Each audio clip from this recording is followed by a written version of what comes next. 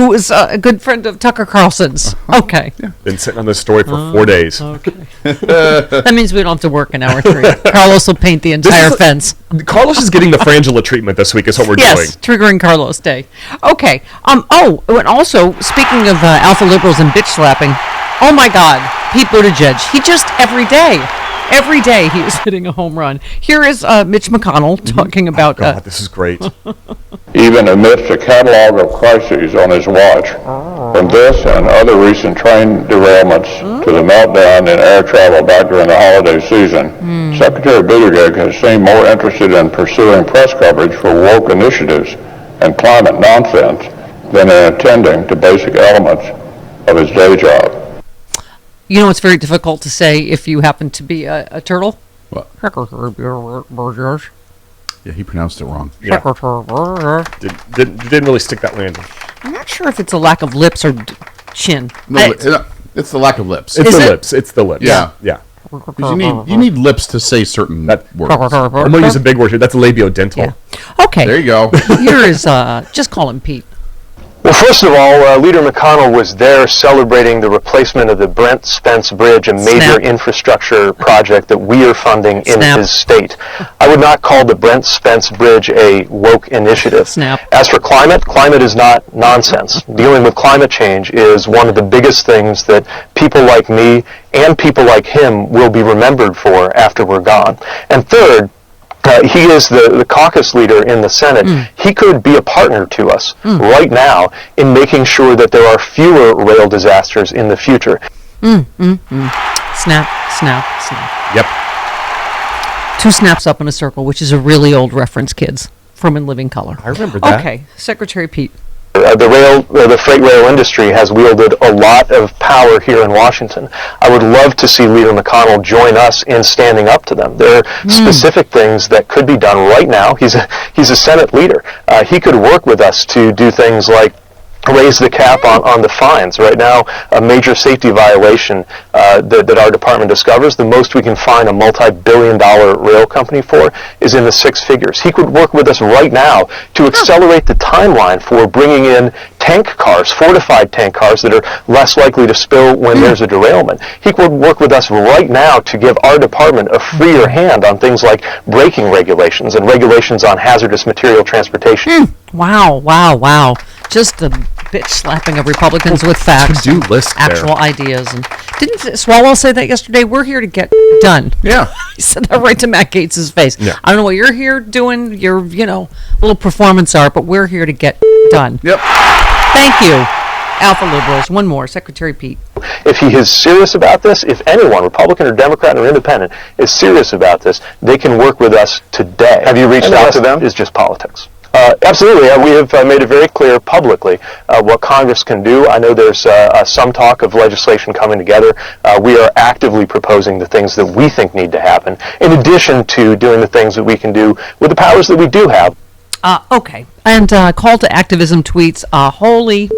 Jamie Raskin just destroyed Lauren Boebert with Donald Trump's own words. Representative Raskin is truly the greatest. Absolutely. And rocking those headscarves, I got to say. Yeah. He's probably scaring them because he looks like a gangsta. Yeah, I feel like I need to hear this again. Okay. You're right. President Trump was in office when the COVID virus was released from a lab in China, from the Wuhan lab. And he tried to make that very clear that this came from China. And reporters regularly dismissed that. I appreciate the gentlelady's passion. There are 2 facts that she should perhaps be alerted to.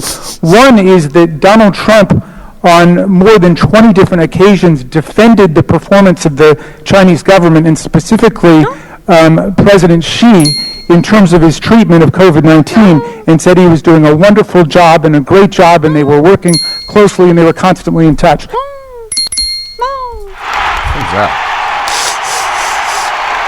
Chris, I'm going to give you one more chance this morning. Okay. Who said, China has been working very hard to contain the coronavirus. The United States greatly appreciates their efforts and transparency. It'll all work out very well. In particular, on behalf of the American people, I want to thank President Xi. Who said that? Elroy Jetson. No, I even did the voice. It's Donald Trump back in 2020 tweeted that. You sounded more like Elroy Jetson. You could have gone. You could have gone more for Fred Sanford. It was a fantastic Trump impression. directly from the bassinet of the 45th president. Right. Thank you. Hooray! Hi, Seth, the homo of hope. Hello. Hello, homos. Thank you. Do you remember, or maybe before your time, Mama? Hey, we should change the name of the show to Hello Homos. Yeah, well, That's what we call it when you're not here. yeah. A counter. That's what it'll be next week. Counter programming to Good Morning America. Hello, homos. All right. Okay. Before your time, Mama. But there used to be a commercial for Reese's peanut butter that went like, "You got some chocolate in my peanut butter. You got your peanut butter in my chocolate." Well, My Stephanie, you're not supposed to know that. Oh, right. Yeah. That's right. You saw it on YouTube. Sure. Well, that's what these hearings remind me of. It's like, oh no, you're getting some facts in my Fox bubble. Mm-hmm. Yes. Yeah. Yeah, exactly. That's it. And like, they're just not used to that, and they do not know how to deal with that because they're so used to being permeated by their own Fox world. It's insane. Yeah. And also, Mama. Yes. Rex, my puppy dog, every time Bonnie and Clyde was squeaking, Rex was at the sound bar trying to get behind the cabinet. Yes, I got many emails yesterday that people's dogs and cats were being driven insane by Bonnie and Clyde by your dogs. toys. Yeah. They're like, where's the squeaky toy? All right. I'm sorry. That is Marjorie Taylor Greene's brain when she's trying to do math. I'm sorry. I can't. There's nothing to be. I am killing with the homo of hope this morning. You homos. I'm getting a totally different set of homos. Yeah, because he has to I suck did up a to you to joke get on off the air that you won't give me. Well, but then I thought about it. I'm like, okay, that was. Yeah, almost. but you laughed. You laughed. Almost. Well, we could probably tell it. Oh yeah, you said you're on vacation. You're. I'm flying into Kansas City, but I'm flying out of Lincoln. And I said, so did Aunt Fancy. And that was a homo joke about. But then I thought about it, and I'm like, it would have been funnier if I was flying into Lincoln. Yeah. I don't even know what that means. It was his male lover. Allegedly. It was a gay joke. Aunt Fancy, right. Aunt Fancy was his. Yeah, flew his into Lincoln. lover. Yeah, it'd be better if you flew into Lincoln. Yeah. I didn't know about Aunt Fancy. Come on, it was just like that though. That was pretty quick That for was me. very funny. I laughed. I legitimately LOL. I just want you to know, people, but they only laugh off air. They don't want to give me any credit on air for anything. But flying into Lincoln, it killed in the room before we turned the mics on.